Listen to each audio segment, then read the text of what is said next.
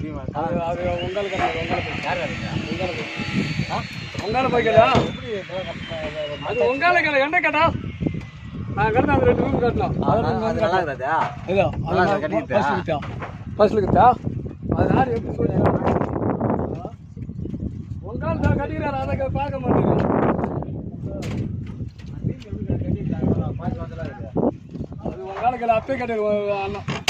time 6 மணி ஆனா போறாங்க அந்த பொருளை தெரிஞ்சுக்கிறோம் உங்களுக்கு டைம் இருக்கு யாரு வர்றாங்க 6 மணி ஆச்சுன்னா சொல்லு வாட்டால கேளு என்ன கேக்குற ஐயா